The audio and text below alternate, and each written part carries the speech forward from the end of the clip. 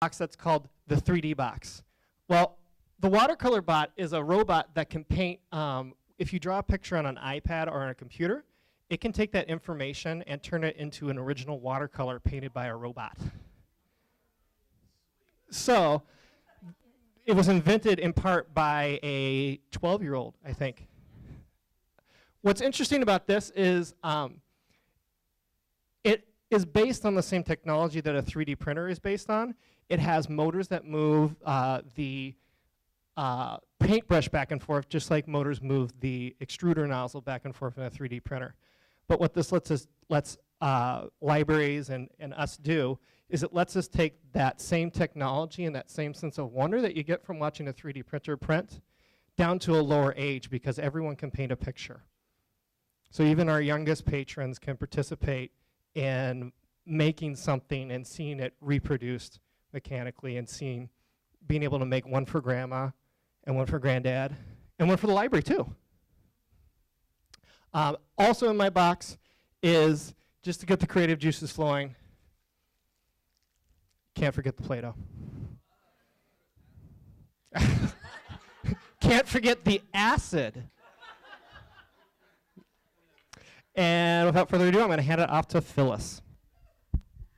Okay, I'm Phyllis Davis from the Madison Public Library.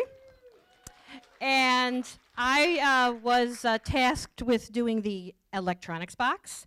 And what I was aiming for was finding materials that were durable and reusable to go in the box. And then also, because there are some really awesome electronics tools now, but they're not reusable, I thought, hey, if Brian can do it, I'm going to do it. So the first thing I did was I contacted SparkFun. These red boxes, you know something good's inside. It always. And so I approached them, and they are very generous. They are very interested in working with libraries. Lara, she hooked me up. She said, just make a wish list. And so I just put together about $3,200 worth of stuff that I really wanted for our project. And she said, you know, we normally give out about $2,000 a month worth of product, but we'll give you both July and August. So we got everything we asked for. So we asked for I asked for 5 of everything for the consumables. So everybody got some of the product here, which includes the holders for the lights or for the batteries, some conductive threads, some conductive paint, on-off switches, and lights. Then we also got some of the more advanced materials to work on. The ProtoSnap, which Andy got to give us a little taste of in June. And the item I'm wearing on my shirt, which is pre-programmed and doesn't work really well, but I'm learning a lot about power and how much power things need. And so we've got all of those things. Everybody got their own. It didn't go in the box. So we're going to tinker with it and decide what works and what doesn't work. They also gave us inventors kits, one for each of us, so that we could work with Arduino and play around with it, get familiar with it, and decide what we want to buy. And they've got loyal customers from me anyway. And then they threw in some little bits for us to try. They're beautiful, they're shiny, they're pretty. They're normally $89, and I found that I was very happy I didn't buy them, because one of the kits actually broke a piece of it. See that long wire? It broke the first time that a kid used it. So I was not real happy with that. But I was happy with snap circuits, which I know you've seen before. I contacted Dan at Ellen Co. Dan is the guy you're going to call. He hooked me up with $17 kits, that 100 experiments kit, $17 a kit. So I bought 12 kits so we could have classes of 24 kids working together through projects. And then he threw in the lights and the sound kits, the big giant kits, for free, just for the business. So they're also really interested in working with libraries. And then I went and I wanted to have something for the youngest children, so I purchased the squishy circuits. Well, actually, if you're not familiar with squishy circuits, it's basically a conductive Play-Doh that you make yourself at home with 2 recipes. One is for the insulator, one is for the conductor. You use them together, and then you can buy these components, and I liked going for them from them. It's actually run by a grad student from the school that developed the dough, and these materials are nice and big for little hands, so that's why I chose these. So now I'm going to show you some of the things that went on at my library. I'm really a big person and really a big fan of branding. So we branded our program Makerbox Saturdays, one Saturday a month. People come to my library to try different things, and for the first one we did our electronics box. And so here's our squishy circuits, and you can see up in the corner we've got high school girls who they fought to volunteer because they were so excited about running the squishy circuits, and that young man was so angry because his little sister got the thing to light before he could. So the little bits in action with Mom, you can see we had whole families come in. We were averaging about 40 people per session. This was one of our most popular events, and we have an Andy at our library who's in charge of computers, and he had been collecting stuff for us, and he collected a whole mess of keyboards and well, you can see the table, all kinds of things, and the kids loved it. We just gave them screwdrivers, and they took everything apart to see how they worked, what was inside of it. Andy even garbage picked for us. If you saw in the movie, there was a Power Wheels, a green Power Wheels, and the teenagers were trying to get it to work again. So it was a great thing to have. The second one we had, I didn't have an official box because we were waiting for some things to come in. So I had to wing it, so we decided to do textiles. I found this awesome project for weaving using recycled t-shirt yarn and the hula hoops to make rugs. So we did that, and we had lots of things to sew, to do practice sewing. And I also threw in the extra project with some of the basic e-textiles, the conductive thread, doing a basic parallel circuit. So they were learning about the difference between parallel circuits and series circuits and how much power you need. And it was wonderful. I mean, you can see that in this picture, their dad is showing his little daughter how to do it, and Mom's over there with her daughter. So families were really involved in this project, and we plan to do it for the rest of the school year. And we also threw in our We Do's. It's just a plug for the We Do's, because we do teach classes and We Do's, and we wanted to have stuff down for the parents to see what else we had for their kids. The last story I wanted to tell you, Lego's We Do is the elementary level of the Lego education product for robotics. It's a much simpler thing, but they're much more affordable than like the next step, those awesome, the Mindstorms. I wanted to end with this particular slide because this family I hadn't seen in the library before at any of my programs, and there was Mom with two daughters and a son, and I went up to them and I was like, "Hi, nice to meet you. It's good to see you in the library. Are you enjoying yourself making stuff?" And I asked them, do you guys like doing making things as a family? And he just looked at me like, this is a new experience for us. And I was like, wow, a new experience for us. We've never made anything before together. So to me, I thought, wow, that's why we're doing this project. Kids don't get to stop and make things, and families don't get the opportunities to make things together. So it's working really well at my library, and it could work really well at your library too. And now, Karen.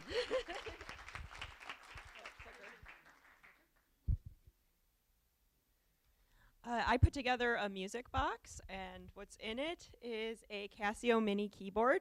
There's a Korg monotribe synthesizer, which is both a synthesizer and drum sequencer. There's the Korg K-oscillator 2, which I brought with me. It has like 150 different sound samples that you can loop on top of each other, so I'll play a quick.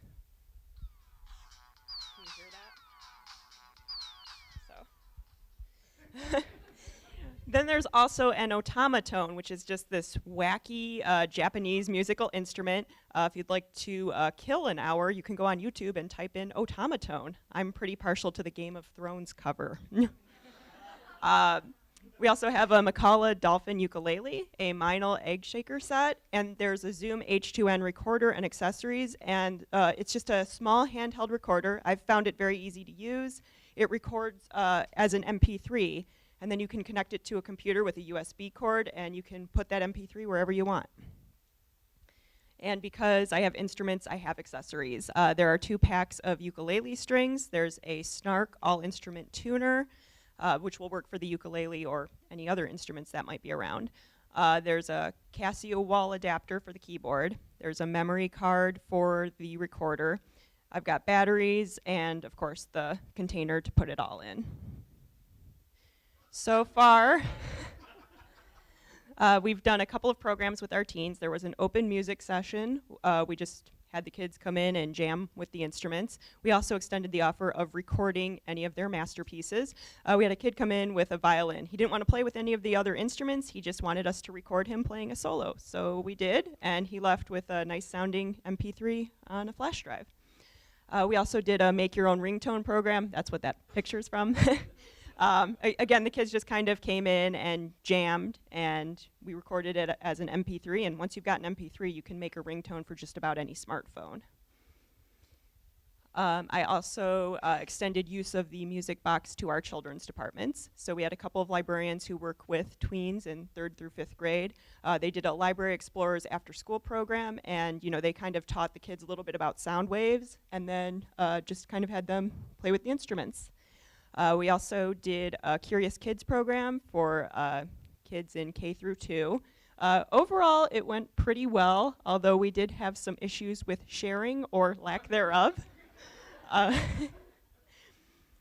I'm pretty happy with what we bought, but there's one thing I might have done differently.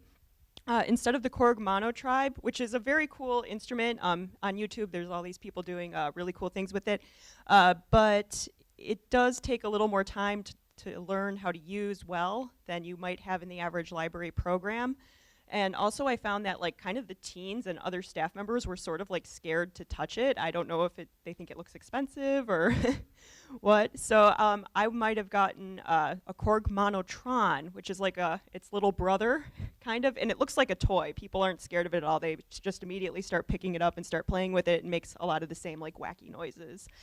And also, our children's department let us borrow their huge Jawbone Jam box, and it's pretty awesome, but at $300, the big one is a little too expensive for the box, so I might have picked up one of these smaller Jam box speakers, which, as you can see, ranges from $113 to $150, depending on what color you get. And I'll hand it off to Anne-Marie, who's going to tell you about her craft box.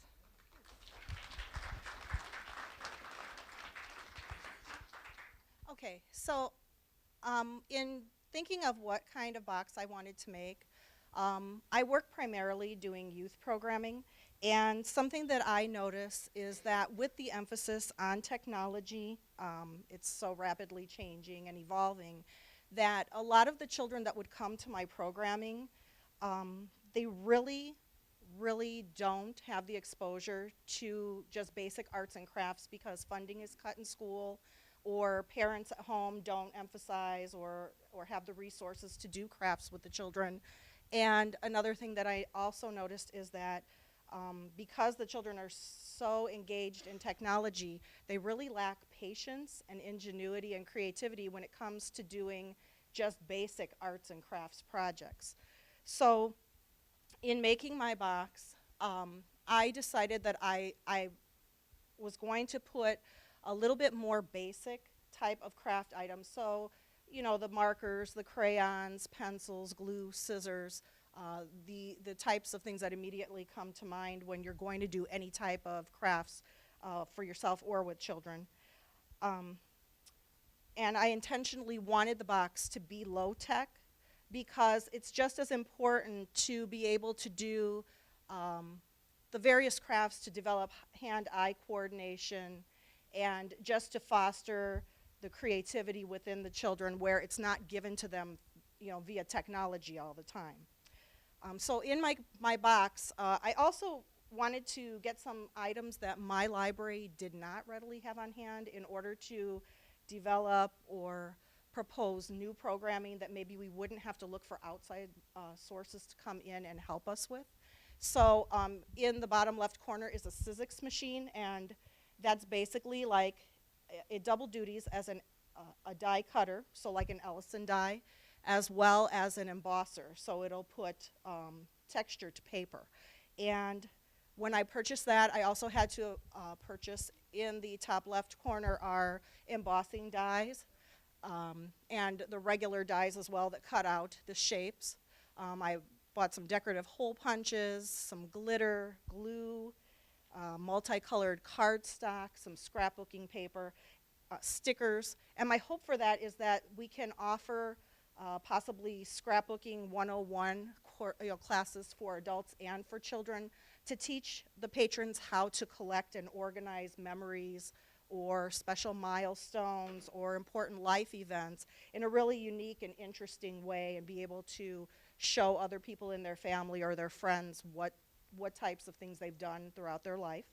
Also, like with holidays coming, my intention with the embossing part of that machine is to be able to do card making classes, so they can make their own unique cards for special celebrations and different occasions and holidays. So continuing with that, I also included a sewing machine in my box. We recently started we have an outside person come in, and they're doing a Sewing 101 class with young ladies age 11 and up. And initially it was scheduled to be a 6-week course. They'd come once every Saturday for 6 weeks. But there's been so much enthusiasm and so much positive feedback that we've extended it for 3 extra weeks for the girls. So in getting the sewing machine, I purchased the different notions like thread, bobbins, needles, scissors, cutting board. I put felt, fabric remnants, embellishments such as lace, ribbon, sequins, buttons in the machine. And I also included the rainbow loom kit. And if you're not familiar with that, right now the big thing is the kids are making bracelets made out of little rubber bands, and they can make them as elaborate as they'd like. So I included some of those kits, and hopefully I'll add to that. I have 2 of them in my box for now just to start with. My hope is that with the sewing class that I mentioned, that we can piggyback on that enthusiasm with that program, possibly to offer mother-daughter sewing classes, or like a generation sewing class where grandmothers or great-grandmothers can sew with their children, their grandchildren, their great-grandchildren. Also, just to know how to learn how to sew easy things. I'm trying to think of more ways to get boys to be able to come in, and I think it's just a matter of wording. Phyllis, what did you say you guys called those bracelets you guys made? Power bands. So I figure if I do a program like that, I can get boys in there to also learn how to sew. So it doesn't seem such a girly program. And they can still learn the simple concept of how to sew things. Also wanting to do fashion courses with the girls. There's a lot of girls that come in that want books where they can learn how to mimic some of the things that they see in the stores and be able to put their own unique spin on doing stuff with clothing. So if we have a sewing machine available, it's the opportunity to introduce them to the sewing and also to help them hone their skill and be able to be unique and creative with that. Also, the possibility that we can maybe offer open sessions where if you're working on your own project, you can just come in and use the machine on your own. And if the interest continues, it can justify purchasing additional machines that we can have available to do other programming and to offer open time for people to work on their projects. And then lastly, I just put some pictures of some of the kids doing different projects. Doing just basic sketching, some of the story times where the children are utilizing some of the craft items. Lastly, my box, what I intend on having in it is to include a binder that would have the instruction manuals for the various machines, a content list, and then also simple sewing and craft projects that would serve as an inspiration. My hope is that as the box circulates within our libraries, that the other people that use it will go on ahead and add their ideas for programming and for projects, so that as it goes along, if you kind of don't know, it'll just keep growing and you can just keep adding to it or get inspiration from it. And so with that, I'm going to hand it over to Amber. Thank you. S-T-E-M, S-T-E-M, S-T-E-M, yeah. Okay, So my box is the STEM box. And what's really exciting, we have, all my stuff is hands-on. The kids actually build the different experiments. As you see, Ridgeway has a boop, ping pong ball launcher.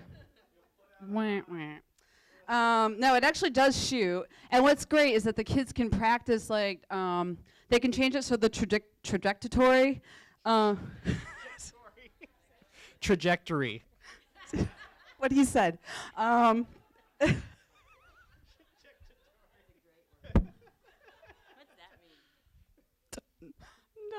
Okay. So now that you've all laughed, right, and we're awake, yay! We have Planko. What's really cool is we have these three. I know. So we blow bubbles, and they're all spheres, right? They're three-dimensional. But did you know you can make a square bubble or a pyramid bubble? Okay, you guys are smarter than me. So Andy's up here. Yes, I knew that. There's also a Rube Goldberg kit in here that the kids can go ahead and make. So there's lots of fun stuff. Of course, there's goggles and all the tools that you need. And what I love about this project the most is that we all went back to our libraries, we talked to our community reps, and we decided what was most important for our communities. And what's great is that we're all going to benefit because these boxes are going to come visit each one of our libraries over the next 5 months. So, what is next for Makerbox? Well, I'm going to tell you what's next. What next? Okay, so we are going to be writing for a IMLS Sparks Innovation Grant because we think this is an important project that we should implement statewide. So we'd like to try and get Rails involved, get Heartland, maybe CPL, because they're a system too, right? So, and try and do this throughout the state. This box weighs 100 pounds. So my suggestion would be that it would be half this, like it wouldn't be quite as big, and we'd have more of the bigger items, like the 3D printers that people can come and try at their library. And another thing that we have is we have a Tumblr site. Go ahead, Anne-Marie. You just switch over. So each one of these boxes, yeah.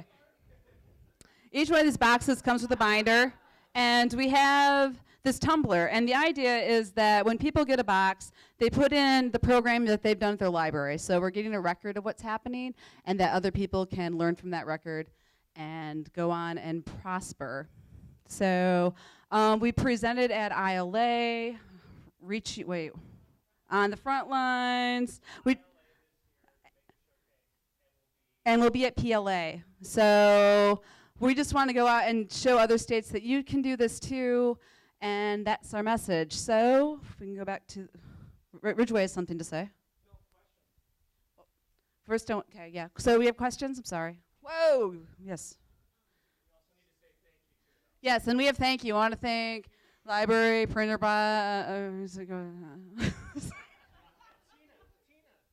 Tina. Her name is Tina. Yeah, your name is Tina. Yeah. I was not a cheerleader. Okay. Questions? So what is the value of the boxes and what happens if you lose the stuff? Well, the values of the boxes are approximately $800 a piece. Though because we got donations, some of them are more. If something goes lost, we don't have any additional money, so the box will just be missing pieces. If we did get the grant, I think we would house additional pieces, because like when you have stuff that goes missing in your library, you sometimes have backup things that you can just throw in there. So that would be something that we would add. Thank you.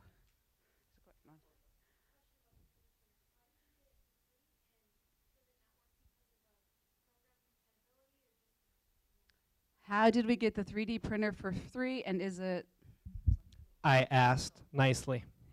So they were actually launching that model of 3D printer right as I asked. So they were looking to get it out there. The only thing they asked us to do is put out a press release or put something up that tells people that we're using the printer about simple. The reason why I can't get it to work is because I just changed libraries and my new library computer is locked down and I can't install the driver that I need. and I'm trying not to use a lot of off, personal hours to get the printer working. And I can rely upon the expertise of the rest of my group members to see what their experience is. Did you have something to say?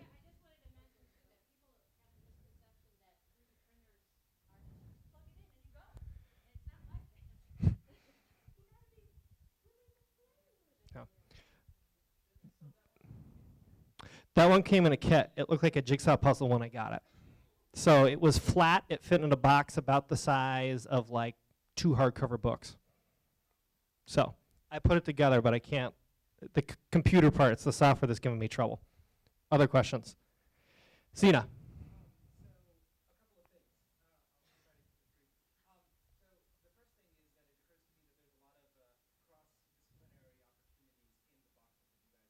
Mm-hmm.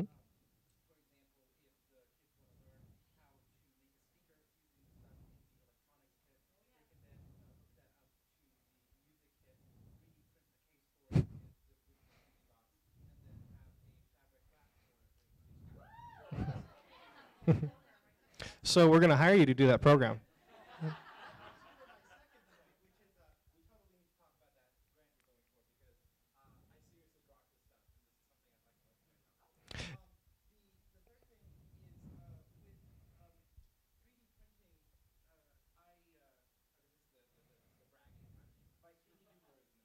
Mm-hmm. Yeah. Mm-hmm. Both of us.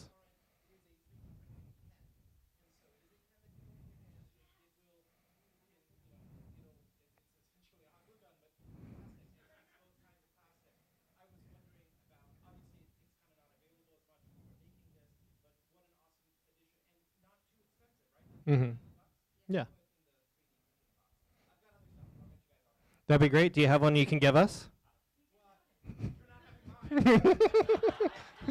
But I asked nicely.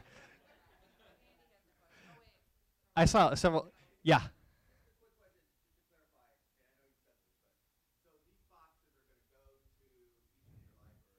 Mm-hmm. Mm-hmm. No.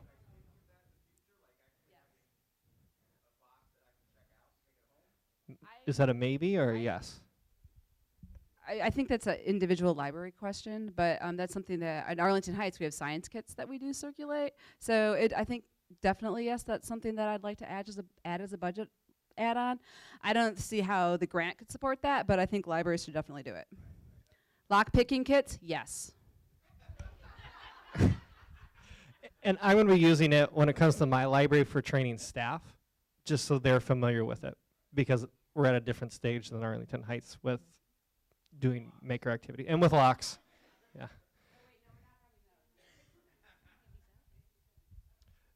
We also have 2 things. One, we have fun things up here. Please come up and take a peek at them if you'd like. And even more importantly, Andy has a question. That's even more importantly, but even more importantly than that, we have a project for you guys to do. So you guys can make a light up card right here. So we're going to pass those out. Okay. And Andy? I was just going to ask, when that thing has a catastrophic literal meltdown, when the extrusion gets caught in the thing, Mm-hmm. how do you do troubleshooting with that? How are you planning on it? Are you going to be the resource for it? I think the idea is that the people that have it before will be a resource, so at least you won't be without a paddle. You'll be able to call the people. But since I haven't gotten to work, I can't do it. So if it's a MakerBot, I can probably fix it. But if it's that one, I can't fix it because I can't even get it to work in the first place. So. I'm taking it home though, so we've got somebody at my library that's going to try to get it going. So. Yeah, and the thing is too, if this goes out, maybe we'll find someone who's really good at this particular kind of 3D printer versus. It's 4:30. Are we getting the hook? Yeah. We're getting the crook. So